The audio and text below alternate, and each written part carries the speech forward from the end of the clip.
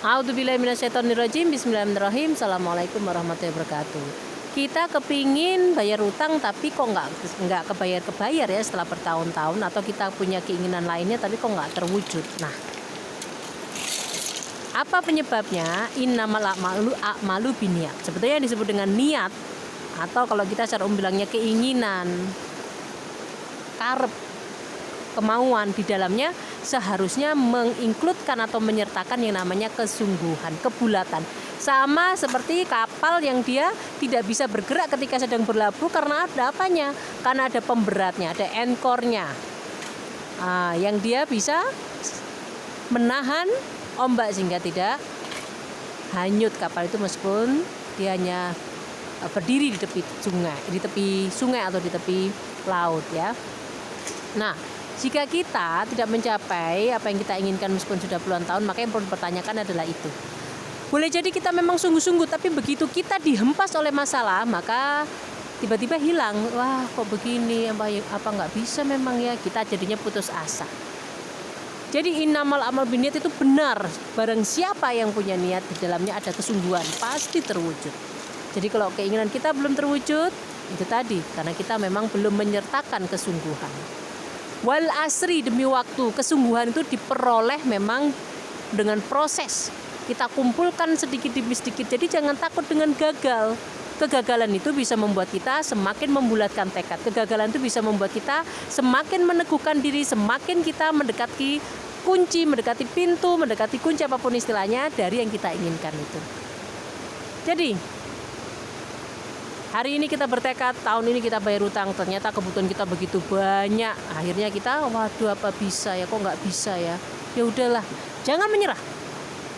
Kegagalan itu adalah cara Allah untuk membuat kita membulatkan tekad. Karena manusia tidak sempurna, prosesnya diawali dari sedikit demi sedikit.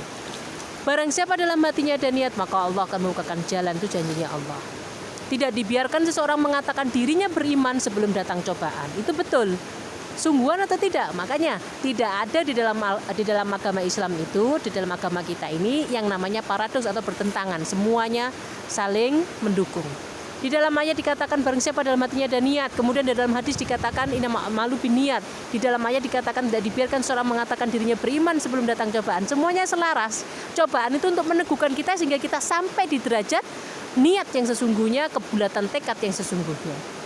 Jangan takut gagal. Gagal itu karena kita tidak memahami bahwasanya hidup adalah milik Allah, bahwasanya hidup adalah wal asri. Kita diikat oleh waktu, maka segalanya diproses dengan seiring waktu. Termasuk kegagalan itu membentuk kita mendapatkan apa yang benar-benar kita inginkan.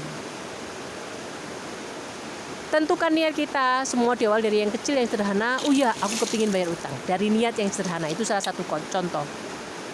Kemudian ini akan diperbesar dengan apa? Dengan waktu, dengan banyaknya hal yang terjadi, termasuk ketidakmampuan demi ketidakmampuan. Maka betul kata Rasulullah, jika ini dikontekskan utang, barang siapa dalam hatinya ada niat untuk bayar utang, maka pasti disampaikan. Karena tadi itu ya, kegagalan bukan sebab dari kita tidak berhasil, tapi cara kita memandang kegagalan adalah sebab dari kegagalan itu sebenarnya. Allah Maha mendengar, Allah Maha melihat, Allah Maha mengetahui, maka tidak bisa kita akal-akali, tidak bisa kita apusi, tidak bisa kita bohongi, tidak ada tipu daya di sana. Boleh jadi mulut kita mengatakan kita sudah bersungguh-sungguh, namun nyatanya sebetulnya tidak sama sekali. Allah yang lebih mengetahui. Dimohonkan menjadi baik. Innamal a'malu binniyat, sebuah hadis yang tidak bisa dibantah. Yang salah adalah cara kita memandangnya. Kegagalan adalah karena kita tidak memaknainya dengan tepat. Assalamualaikum warahmatullahi wabarakatuh.